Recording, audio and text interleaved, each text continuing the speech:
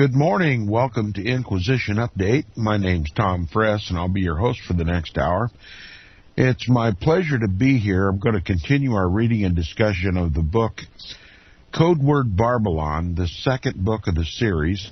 You can get it from Lux Verbi and other fine bookstores in this country, and I encourage my listeners to get it. I want to continue with this chapter entitled The Empire of Mary. And we ended close to the bottom of page 296, if you're following along while we're reading. But I want to back up a couple of paragraphs for continuity and to focus on a few things that we should have elaborated upon a little bit last time we were together. I'll begin reading the second full paragraph on the page. It says, the ancient Mirabilia, after telling how King Agrippa had a dream in which Cybele, the mother of the gods, appeared to him, says, quote, when he returned to Rome, he built this temple and made it to be dedicated to the honor of Cybele, mother of the gods, unquote. Likewise, the ancient Babylonians worshipped their dead queen Semiramis and called her mother of the gods, the queen of heaven. Now, my listeners will recall, we've discussed this many times, Semiramis was the queen mother of Nimrod, the mighty hunter before the Lord, or against the Lord, I would rather say, who built walled cities in the plains of Babylon immediately after the flood, and led the people into worship of the sun and the moon and the creation and sex and fertility. He was a pagan and a conqueror, a Nicolaitan, as it were, and they worshipped his so-called ever-virgin queen, Semiramis, the mother and wife of Nimrod. Now, this was the goddess worshipped immediately after the flood. And this is the prototype for all the other goddess worshippers in the world, which includes the vast majority of the religions of the world, including Catholicism. Now, this is remember the title of this chapter is The Empire of Mary, and we're going to find out that Mary is simply the Christian version or the Catholic version of Semiramis and all the other goddesses that were attributed to her. Now, as I explained in Book 1, says the author, the name Barbelon, translated into English as Babylon, comes from the word barbelo, the Greek word that means the first emanation of the Supreme Being, otherwise known as the Mother of the Aeons. She was referred to by the pagans as Isis, Queen of Heaven, Enoia, the womb of the world, the mother of God, all of which are pedigrees of the same deity, the same goddess. It says the Gnostics and the pagans regarded this entity as the emanation of the first cause, the creative principle, who in turn created the entire manifest world. In other words, the ineffable parent. Okay? The creator. And the sorcerer, Simon Magus, of, I believe it's Acts chapter 8, equates the Enoia with Sophia, the co-creatrix. Now, the assumption is apparent that if we're going to speak of this goddess as the mother of God, then she predated God, didn't she? And she had a hand in creation. And that's where the goddess worship of the Roman Catholic Church is going, because the Mary that is worshipped in the Roman Catholic Church is none other than all the pagan goddesses that have been worshipped in all the pagan religions of the world. And this the author is going to capitalize on and explain thoroughly for us. It is curious, therefore, says the author, that today the Catholic Church calls Mary Queen of Heaven, co-redemptrix and co-creatrix of the universe, unquote. Simon Magus taught that in Enoia, that is Sophia, the many other names for this goddess, Sophia, Isis, Mary, call her whatever you will, was the action of the Father Creator manifesting through the Son. Hence her title, Barbelon, the mother of all occult systems of religion. And this goddess worship is found all over the world. It has no biblical basis. If we research the Bible, we find that every place this goddess worship is found, it is condemned. And when the Jews fell into this apostasy, when the Israelites fell into this apostasy, God punished them bitterly. There is no goddess in the true Christian faith. It is to be repudiated and renounced. And the Roman Catholic Church teaches its people that Mary, the mother of Jesus, is the mother of God. And that is the inroad that they're going to use to elevate Mary to a goddess, and which she already is in the Roman Catholic Church. As a matter of fact, I was traveling this weekend, and I happened past a local Roman Catholic cemetery, and scattered all throughout this cemetery, at the head of the graves in this cemetery, well manicured cemetery, are innumerable statues of this goddess they call Mary. Now, the Bible prohibits this, and Jesus even addressed it, and we'll get to that too as we continue in the book. Now, where we left off last time, the subtitle of this portion of the chapter is entitled Mary Worship Condemned. And it begins with a quote by a man by the name of Jeremy Taylor. He says, "Ignorance is the mother of devotion." Ignorance. Ignorance of the Scripture is the basis for the mother of the devotion of the Roman Catholic Church to Mary. Ignorance, scriptural ignorance, because if they read their Bible and understood it, they would repudiate this goddess worship. Call her whatever you will, she's not the Mary of the Bible. Blessed though she is not a goddess. The author says, now Epiphanius sheds more light on the matter in his writing against the Codeword heretics, a heretical sect in Arabia whose error was a cultus of the Virgin Mary. That's right. The Muslims venerate Mary. They believe in her so-called immaculate conception. In other words, she was not conceived the normal way, and she did not inherit original sin. That's the official teaching of the Roman Catholic Church, and the Muslims believe in her immaculate conception. They also believe that she is the mother of God, just as do the Catholics.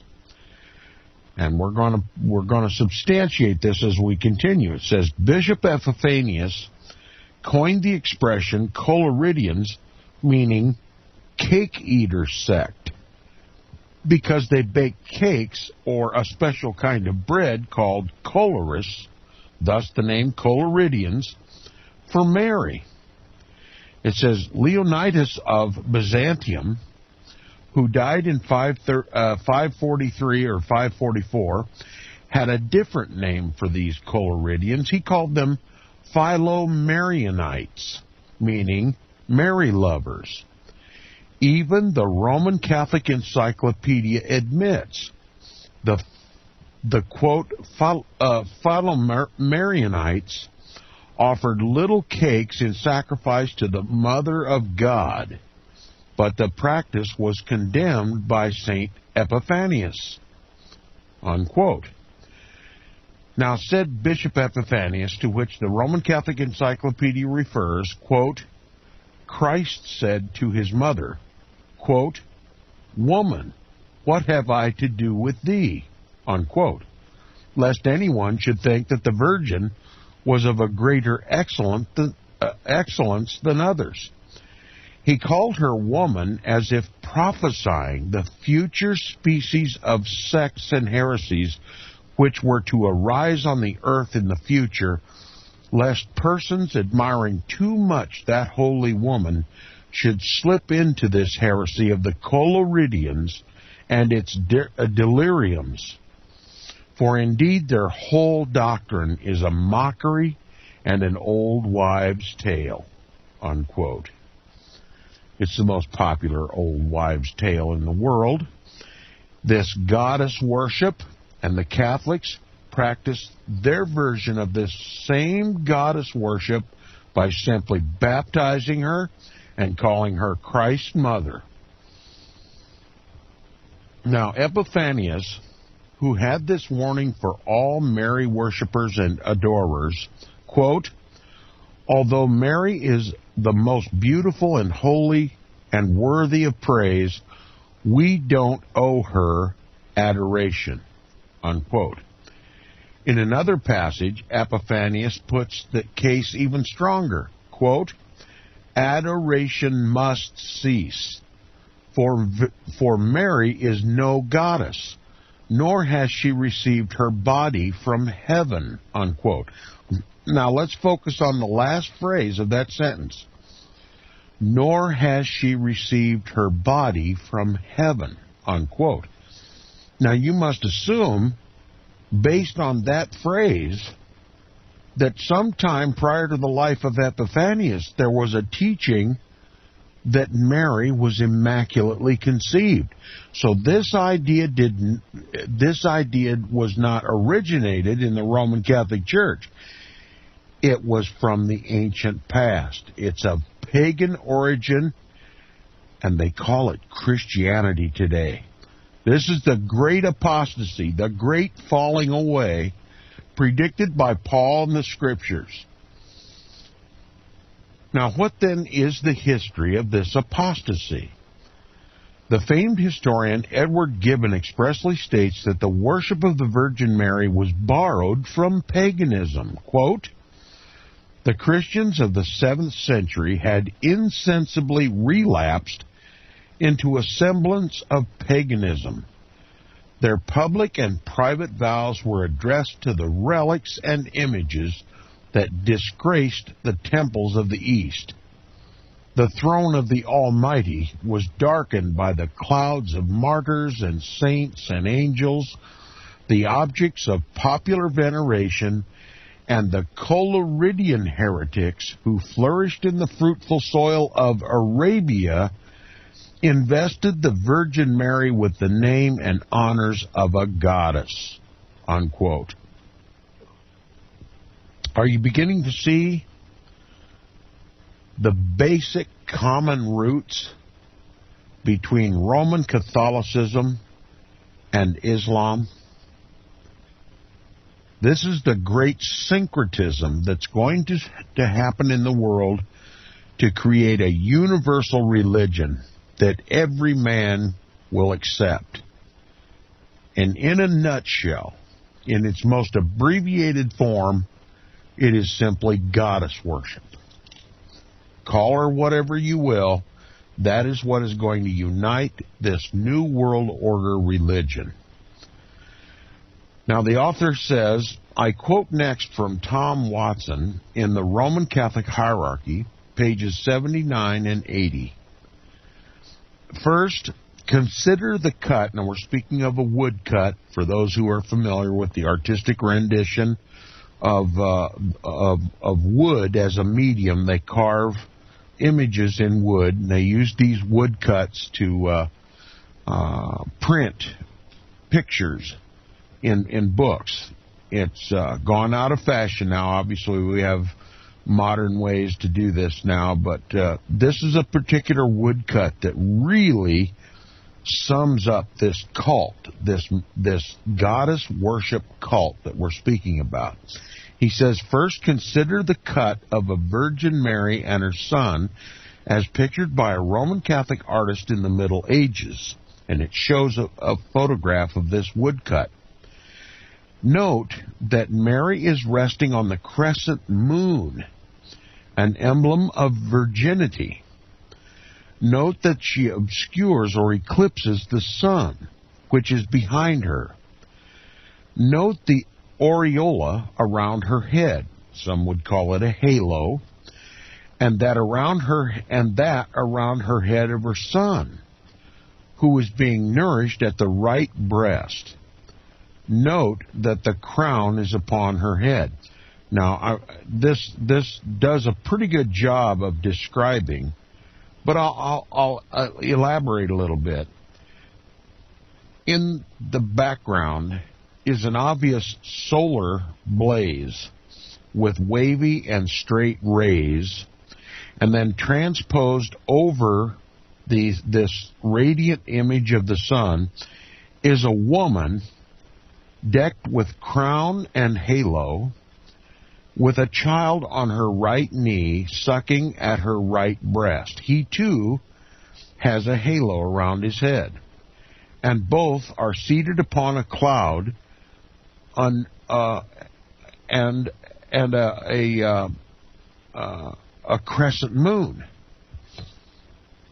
Now, this is the goddess worship that satisfies the Muslim and the Catholic alike, because they have common roots.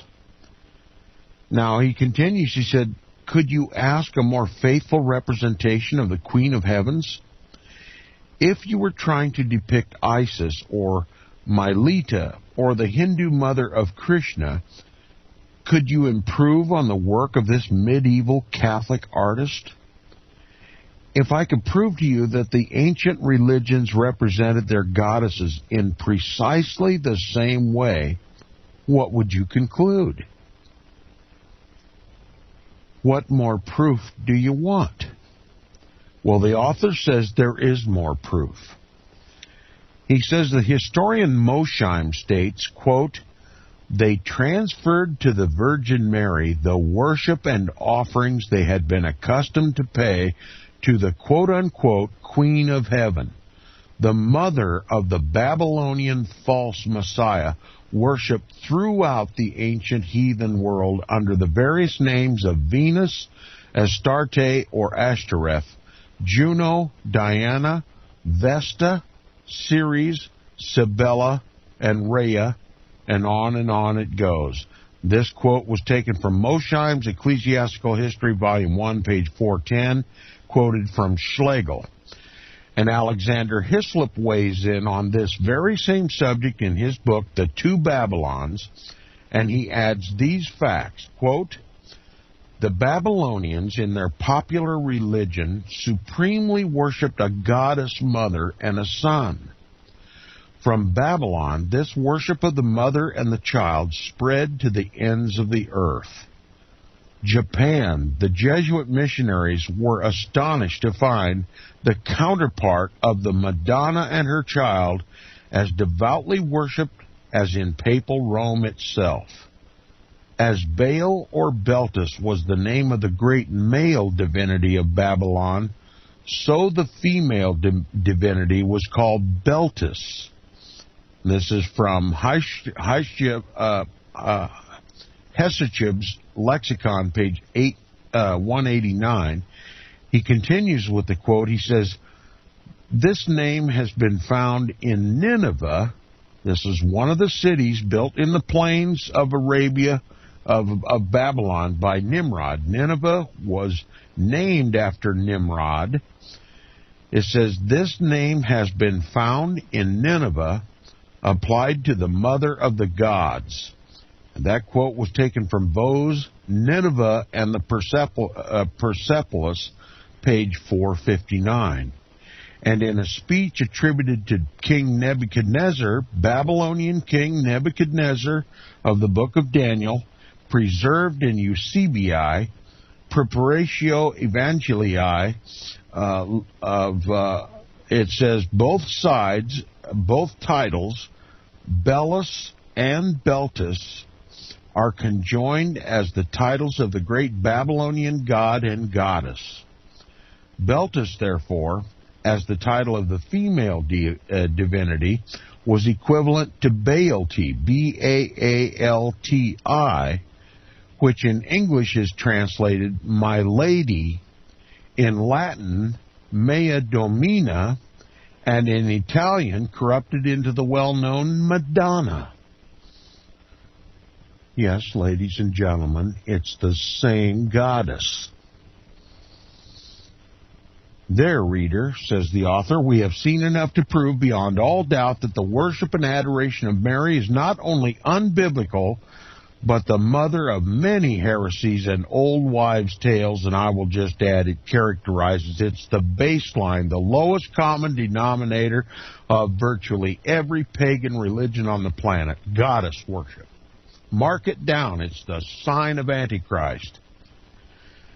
Now, in fact, the ancient Romans had a goddess they called variously Minerva, Venus, Aurora, the goddess who rode on a car drawn by 4 horses, Diana or Diana Lucifera, being the feminine of Lucifer, and her statue is still honored to this day in the Vatican. Reader, call her what you will, Astarte, Ashtoreth, Asherah, Ishtar, Venus, Diana, Artemis, Lilith, Minerva, Isis, Kuan Yin, Demeter, Gaia, Luna, Hecate, Aphrodite, Aurora, Xingmu, Holy Mother, Shakti, Hera, Inanna, Kali, Juno, Sophia, Ceres, Persephone, Our Lady, Blessed Mother, Mary, she is still the same, Diana Lucifera, a female demon. A female demon. Well, you say, Tom, that's pretty harsh words to say about Mary. You didn't hear me. This isn't the Mary of the Bible. This isn't the mother of Jesus. They call her the mother of God. And they've simply morphed Mary into this ancient goddess cult worship that defines paganism, that defines Antichrist. It's not a Christian belief. It's a pagan belief. It's forbidden in the Scriptures. That's true Bible Christianity. Now, under the subtitle Mary and Islam, the Peace Plan, this is going to reveal the strategy of this Mary goddess in the Roman Catholic Church. What is it really all about? What has Satan orchestrated through the Roman Catholic Church and their union with this goddess they call Mary? Satan has a strategy that has been worked out since before the flood. It is manifest in the world today, and it's important for God's people to recognize it for what it is, and we're going to expose it when we come back from the break. You're listening to Inquisition Update. We're going to continue our reading here, but we're going to see a syncretism of the Roman Catholic Church and Islam, two of the world's largest religions, and all over the cult of Mary. And if you throw in that mix the ecumenical evangelibellies who have bought the Jesuit lie that Rome has changed and that now she seeks conciliation with her quote-unquote separated brethren, you have, on all accounts, the world's largest religion. And you must also realize that this goddess unites all the religions of the world, not just Catholicism and Islam, but Buddhism and the Indian religions and all the other religions of the world, past, present, and future. The goddess. This portion of the chapter is entitled Mary and Islam, the Peace Plan. Satan has a plan for this goddess that the Catholics call Mary, that is called by numerous other names in all the pagan religions of the world. This portion of the chapter is headed by an artist's rendition of the apparition of Lourdes in France, where Mary supposedly appeared, and she is transfixed into a cave in the side of a mountain and depicted all around, bowing on bended knee and praying, are Roman Catholic pilgrims to this Marian shrine in Lourdes, France. Any Roman Catholic would recognize this immediately, and this is the scene and the image that will be front and center stage in the New World Order religion. The author says a final word about the important role Mary will play in uniting the two world religions after the clash of civilizations. The author even acknowledges the chaos that is about to envelop the world to force the world to accept this universal religion, which I've been predicting on Inquisition Update since the very beginning of this program. The idea behind it all is Mary's peace plan. Mary is going to unite all the religions of the world. We're going to have a universal Catholic global religion over which the papacy will reign. He says, we learn from Vatican insider Dr. Malachi Martin, a Jesuit priest, that based on a message of Mary in a personal visitation to Pope John Paul II, yes, John Paul II, communed with this apparition, this goddess. He called her Mary. He says, it is believed, quote, that there will come a day when the heart of Islam, already attuned to Christ Mother Mary, will receive the illumination it needs, a second Fatima, in which they will recognize him, that is the Pope, as God's vicar on earth, unquote. And that comes from the Prophetic Observer. It was dated August 1995 on page 1 of the magazine. Mary's going to unite the Christian and the Muslim faiths, and together they will proclaim the Pope as God's vicar or God's replacement or God's representative on earth. He says, now mark this, on October 31st, 2007, 12 years after Martin's statement, Malachi Martin's statement in his book, 138 senior Muslim scholars and clergy wrote to Pope Benedict seeking, quote-unquote, common ground between Islam and Christianity. Notice they call it Christianity. That's how the Muslims view Christianity. They view it in terms of Roman Catholicism. Now, they told the Pope the very peace of the world hung on the outcome of their visit. He says again, in 2008, another high-ranking Muslim delegation made another rare visit to Rome in an effort to persuade the Pope to endorse what they say are the shared origins and values of the world's two biggest religions. Their letter, entitled A Common Word, cites passages from the Quran which the scholars said showed that Christianity, understand this means Catholicism, and Islam worship the same God. And is that not what George W. Bush said? They worship the same God? It continues, and require their respective followers to show each other particular friendship. Significantly, the letter acknowledged that the Prophet Muhammad was told only the same truths that had already been revealed to Jewish and Christian prophets, including Jesus himself.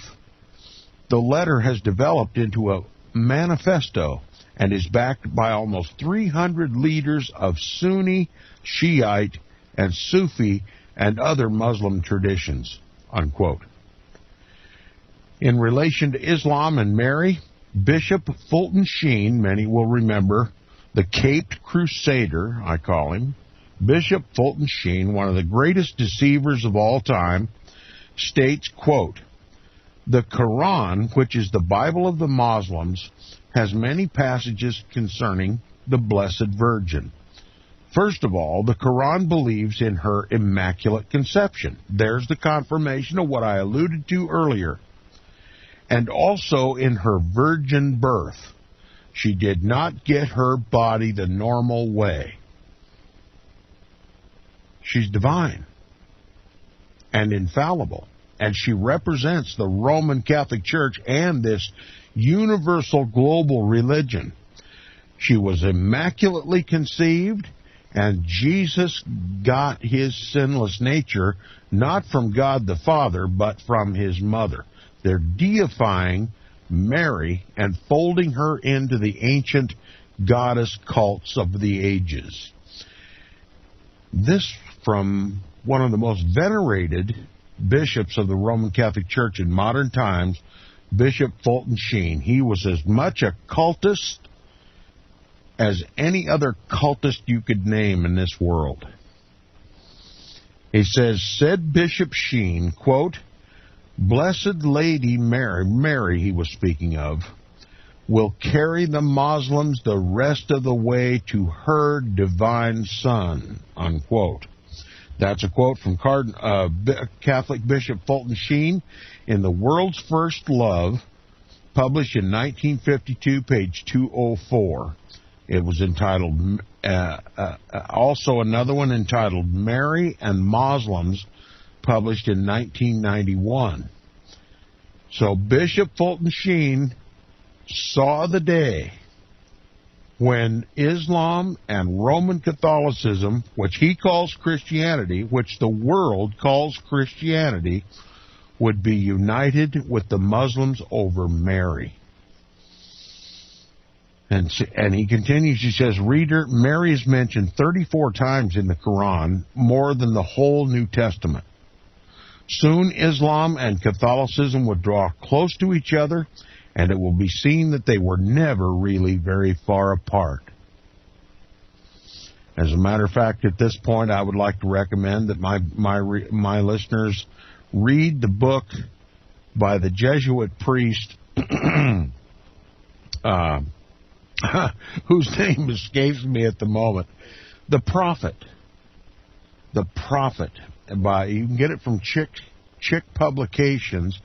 Just Google the title, The Prophet, and you can read it. It's in comic book form, but it tells the story that is going to even be related in detail in this book as we continue, the creation of the Prophet Muhammad and the creation of the religion called Islam, and it will startle you.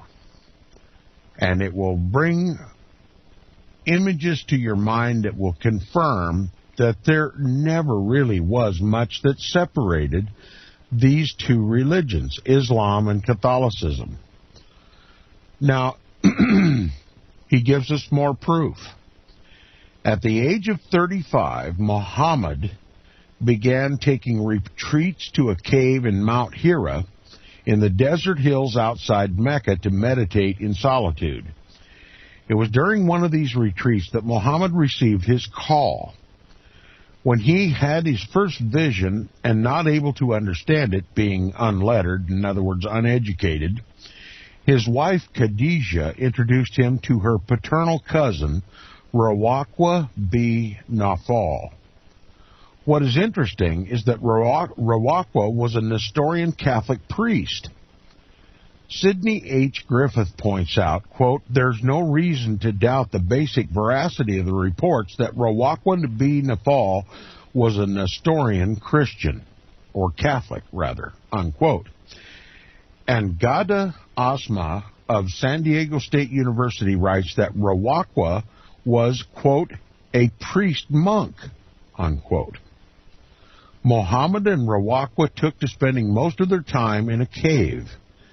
These cave meetings were the periods of the unlearned Muhammad's indoctrination into an admixture of Arabian Gnosticism and corrupt Catholicism. The rest, as they say, is history. The Encyclopedia of Islam even confirms this, quote, "The Arabs proved particularly susceptible to both Nestorianism, coming from Mesopotamia, and monophysitism, coming from Egypt and Abyssinia," unquote. Under the Muslim caliphs, quote, "we find Christian, that is, Nestorian Christian governors were frequently appointed to the provinces of Adiabene, Assyria, and Nisbis," unquote. The, quote, "Nestorian patriarch was recognized by the Muslim caliphs as the head of all other Christians in their dominions," unquote. So they have a long history, Islam and Catholicism. And it says, Fletcher tells us that the Caliph, Muqtadi Bamir Allah, granted the Nestorian patriarch Machika a document in which the following terms occur, quote, "The commander of the faithful appointeth thee the Catholicos of the Christian Nestorians residing in Baghdad, the city of peace, and in the other provinces and regions, he declareth thee their prelate, and the spiritual governor of all Jacobites and Greeks also, who dwell in the countries of the Mohammedans, or have come thither, and it is commanded that they all obey thy orders and commands," unquote.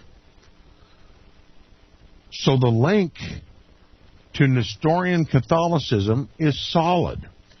And it says Nestorianism was once part of Catholicism and adheres to the Eastern Syrian Rite, still in use in churches descended from it.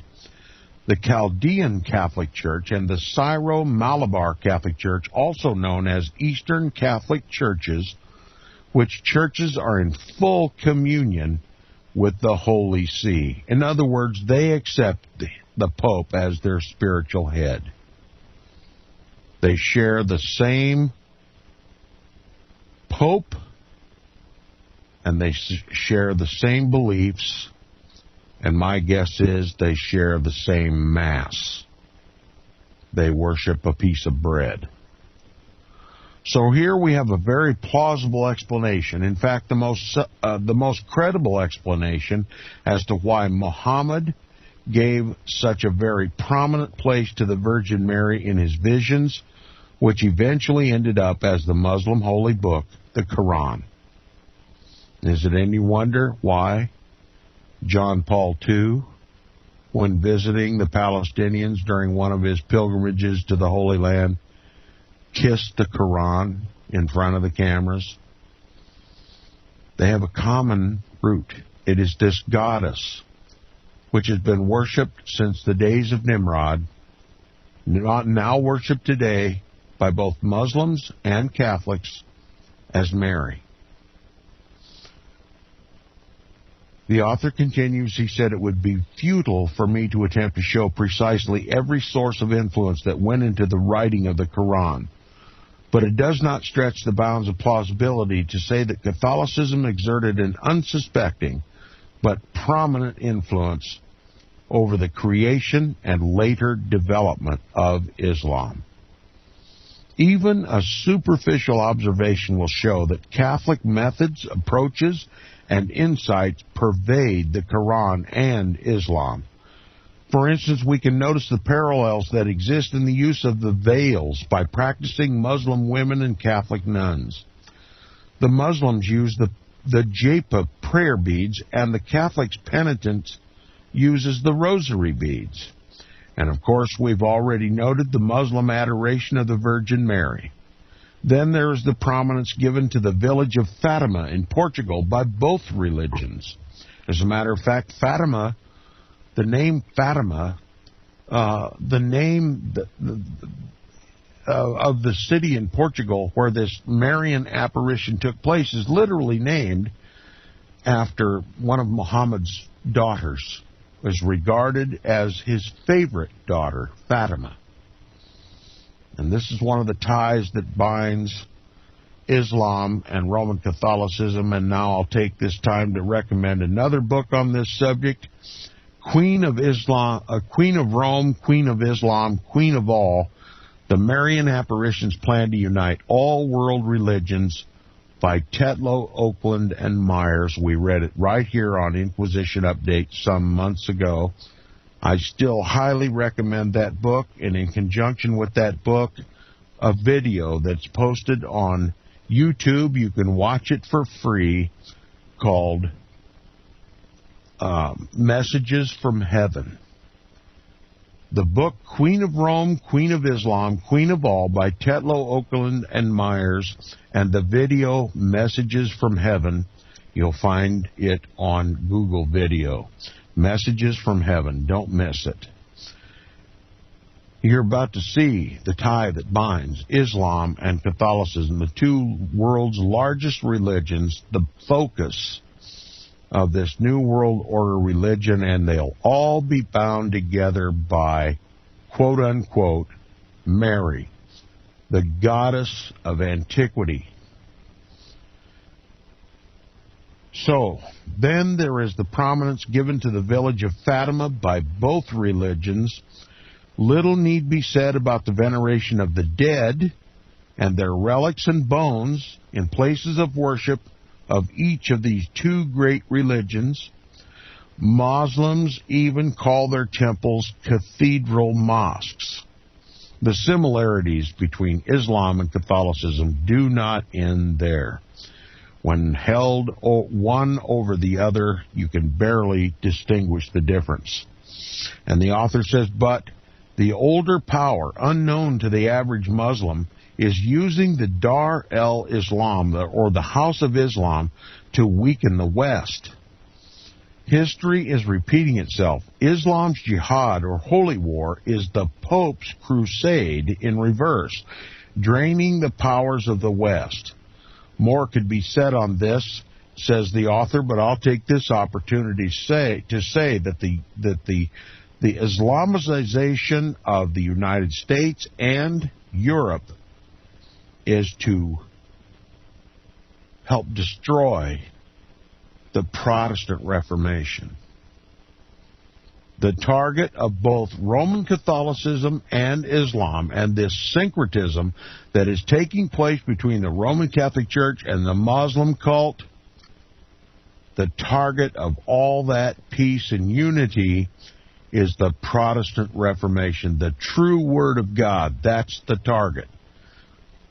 Look, Satan had a design to destroy the Bible and to exalt his throne above the stars of God, above the heights of the clouds, to sit upon the mount of the congregation in the sides of the north, to be like the Most High. And this is exactly how it's taking place in the world. Islam is being purposely injected to unite all quote-unquote Christians. They're managing the creation of a global religion, a syncretism of Islam, Catholicism, and apostate Christianity. And it's time for us to abandon this ecumenical movement and recognize it for the satanic deception that it is. The author says history is repeating itself. Islam's jihad, or holy war, is the Pope's crusade in reverse, draining the powers of the West. And you can read that as the Counter-Reformation. More could be said on this, and I hope I've opened some minds to this Counter-Reformation goal of ecumenism and this lovey-dovey relationship that's developing between the Roman Catholic Church and Islam. But, says the author, suffice it to say that Islam will be neutralized and brought to heel, and then the world political authority that has been called for by Pope Benedict XVI will be set up. One that has teeth, that is rooted in Christian values and regulated by law and universally recognized. And this author is specifically using language that is used in the papal encyclical Caritas in Veritate, Charity and Truth, written by Benedict XVI. He called for a world political authority. He said he was going to strengthen the United Nations in order to give it real enforcement teeth, and that this new world order would be rooted in Christian values, that means Catholic values, and regulated and imposed by law. And it will be universally recognized. Every man, woman, and child on the planet must cooperate. No exceptions. Charity and truth. A global religion. That's what it is. Pope Benedict XVI called for it. Those who deny the Vatican's role in the creation of this new world order are simply in denial. Rome isn't even trying to hide it anymore. No conspiracy theories here. Just stern, strict, and diligent analysis of what is taking place in the world. And I thank this author, P.D. Stewart, for writing this series of books, Codeword Barbelon, and I recommend all my listeners get them at their nearest opportunity. Now, chapter 44 is entitled Saints, Angels, and Demons, or the Worship of Departed Spirits. He begins, besides indulgences, purgatory, and the like, the Catholic Church also introduced other corruptions, most notable of which is the christening of the pagan places of worship. Starting with the Pantheon, which King Agrippa had dedicated to Jupiter and all the gods, this pagan temple was by Pope Boniface IV converted to a Roman Catholic Church and inscribed to the Blessed Virgin Mary and all the saints. See, they just Christianized paganism. They used the Pantheon that was used to worship all the pagan gods of antiquity. They simply changed the names on the statues. Now, thus was the male god Jupiter morphosed into Mary and all the host of the other lesser pagan deities into all the saints. Other Catholic churches were likewise named after their chosen patron saint in honor of the glorious dead. Another defining characteristic of paganism, the worship of the dead. Such, says Shaw, was, quote, an indelible mark of this apostasy, the doctrines of demons or demonia, that is, the worship of departed human spirits and guardian angels. The worship of demon spirits was everywhere prevalent in paganism, both in the Greek and the Roman mythology, whose favor was propitiated and to whom prayers were offered. Socrates, Plato, and Cicero speak of their demon guardians. Homer, Hesiod, and Virgil sing of them. Temples and shrines were dedicated to their service. The same temples and shrines are now dedicated by the Roman Catholic Church to the departed spirits of Rome. Same stuff, different millennia. Paganism is still paganism, and it's called Christianity today, more correctly, Catholicism. We'll continue on the broadcast tomorrow. Thanks for listening.